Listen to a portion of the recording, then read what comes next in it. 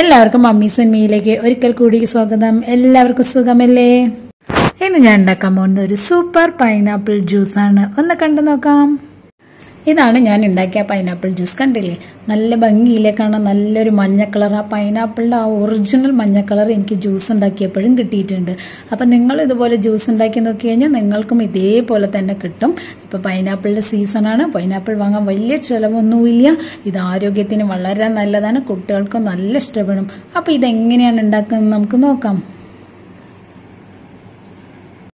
അപ്പം നമ്മുടെ ആ സൂപ്പർ പൈനാപ്പിൾ ജ്യൂസ് ഉണ്ടാക്കാൻ വേണ്ടിയിട്ട് ഞാനിവിടെ 1 കിലോ പൈനാപ്പിളാണ് എടുത്തിരിക്കുന്നത്. പക്ഷേ ആ 1 കിലോ പൈനാപ്പിളിൻ്റെ എല്ലാ ഭാഗങ്ങളൊക്കെ കളഞ്ഞപ്പോൾ ഏകദേശം ഒരു 3/4 കിലോ പൈനാപ്പിളാണ് എനിക്ക് കിട്ടിയിരിക്കുന്നത്.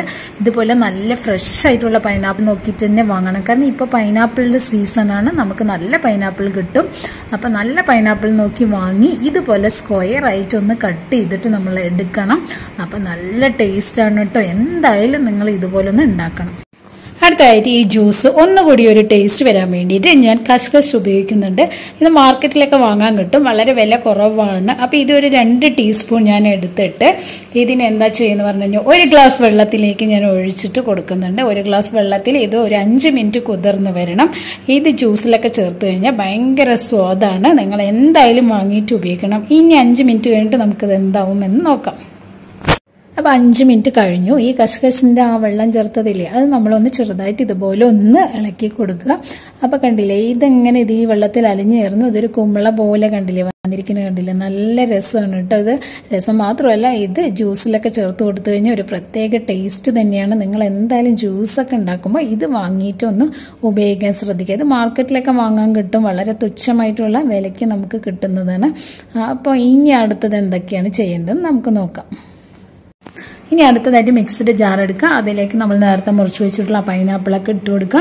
അതിനുശേഷം ഒരു 10 ടീസ്പൂൺ പഞ്ചസാര ഇടുക. പിന്നെ ഒരു 20 ഐസ് ക്യൂബ്സ് ഇടുക. ഈ ജ്യൂസ് അടിക്കാൻ വേണ്ടിയിട്ട് നമുക്കൊരു 25 ഐസ് ക്യൂബ്സ് നേരത്തെ തന്നെ തയ്യാറാക്കി വെക്കേണ്ടതുണ്ട്. അതിനുശേഷം നമ്മൾ എന്ത് ചെയ്യുന്നു, ഇതിലേക്ക് വെള്ളം ഒന്നും ചേർക്കേണ്ട ആവശ്യമില്ല. ഇത് നന്നായിട്ട് ഒരു 5 മിനിറ്റ് നമുക്ക് അടിച്ചിട്ട് വരാം.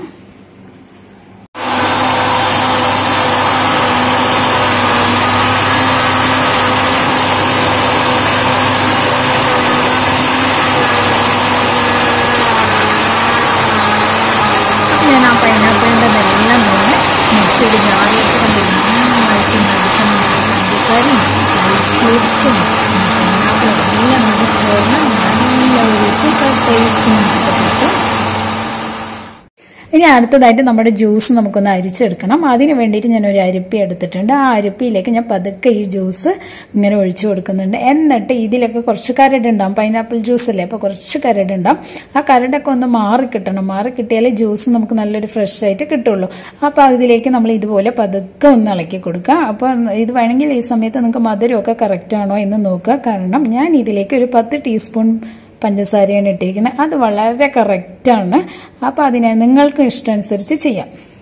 അപ്പോൾ നമ്മുടെ ഈ പൈനാപ്പിൾ ജ്യൂസൊക്കെ നന്നായി അരിച്ചെടുത്തിട്ട് വന്നിട്ടുണ്ട്. ഇനി ഇതിലേക്ക് ഞാൻ ഒരു നാരങ്ങ കൂടി ഒന്ന് പിഴിഞ്ഞൊഴിച്ച് കൊടുക്കുന്നുണ്ട്. അപ്പോൾ ഈ നാരങ്ങ നിങ്ങൾ പിഴിയുന്നതിന് മുമ്പ് ഒരു കാര്യം ശ്രദ്ധിക്കണം. കാരണം ഈ നാരങ്ങയുടെ കുരുവൊക്കെ ഒന്ന് എടുത്ത് മാറ്റി വെച്ചതിന് ശേഷം മാത്രമേ ഇതിലേക്ക് പിഴിഞ്ഞൊഴിക്കാൻ പാടുള്ളൂ. അപ്പോൾ ഈ നാരങ്ങയും പൈനാപ്പിളും കൂടി ചേർന്ന് കഴിഞ്ഞാൽ നല്ലൊരു ടേസ്റ്റാണ് കേട്ടോ. ഒരു നാരങ്ങ എടുക്കേണ്ട ആവശ്യമുള്ളൂ, കൂടുതൽ നാരങ്ങയൊന്നും വേണ്ട. പിന്നെ ഞാൻ നേരത്തെ ഒരു 20 ഐസ് ക്യൂബ്സ് ഇട്ടിട്ടാണ് ഈ പൈനാപ്പിൾ ജ്യൂസ് അടിച്ചെടുത്തത് അല്ലേ. അപ്പോൾ ഇതിലേക്ക് ആ ഐസ് ക്യൂബ്സിൻ്റെ വെള്ളം മാത്രമേ ആവശ്യമുള്ളൂ, കൂടുതലായിട്ട് നമ്മൾ വെള്ളമൊന്നും ഒഴിക്കണ്ട.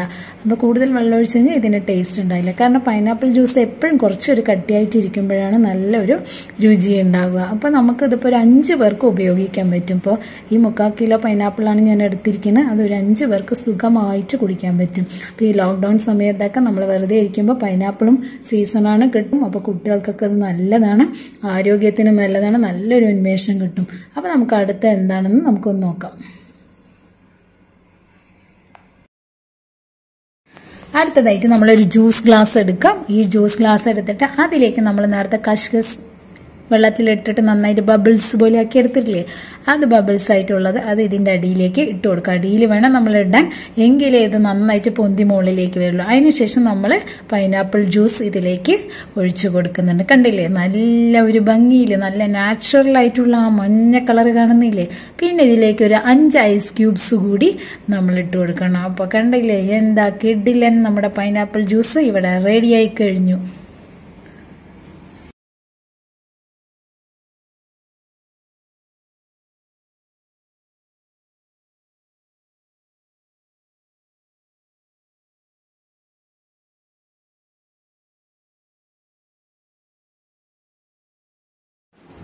ഇതാണ് ഇപ്പൊ ഞാൻ ഉണ്ടാക്കി വെച്ചിട്ടുള്ള ആ കിടിലൻ പൈനാപ്പിൾ ജ്യൂസ്. ഇതിൽ കണ്ടില്ല കഷ്കസ് താഴത്തിട്ടെങ്കിലും അത് മുകളിലേക്ക് വന്നിട്ടുണ്ടല്ലേ ഈ ബബിൾസും അതുപോലെ പൈനാപ്പിളിലെ ഈ നാച്ചുറൽ കളറും കൂടി എല്ലാം കൂടി ചേർന്ന് ഈ ജ്യൂസ് നല്ല ഒരു കളർഫുള്ളായി മാറിയിട്ടുണ്ട്. കളർഫുൾ മാത്രമല്ല നല്ല ടേസ്റ്റ് കൂടിയാണ്. എന്തായാലും നിങ്ങൾ ഒരിക്കലെങ്കിലും ഇത് വെച്ച് നോക്കണം. കാരണം പൈനാപ്പിളിന്റെ സീസണാണ്, നമുക്ക് വാങ്ങാനും വലിയ ചിലവൊന്നുമില്ല. ഇതുപോലൊരു പൈനാപ്പിൾ ജ്യൂസ് നിങ്ങളും ഉണ്ടാക്കി നോക്കാം, നിങ്ങൾക്ക് എന്തായാലും ഇഷ്ടപ്പെടും. അടുത്ത റെസിപ്പിയുമായി നമുക്ക് വീണ്ടും കാണാം. എന്റെ ചാനൽ ആദ്യമായിട്ട് കാണുന്നവർ ആരെങ്കിലും ഉണ്ടെങ്കിൽ ഒന്ന് സബ്സ്ക്രൈബ് ചെയ്യണം, ഒന്ന് കമന്റ് ചെയ്യണം, ഷെയർ ചെയ്യണം. വീണ്ടും നമുക്ക് കാണാം. ബൈ.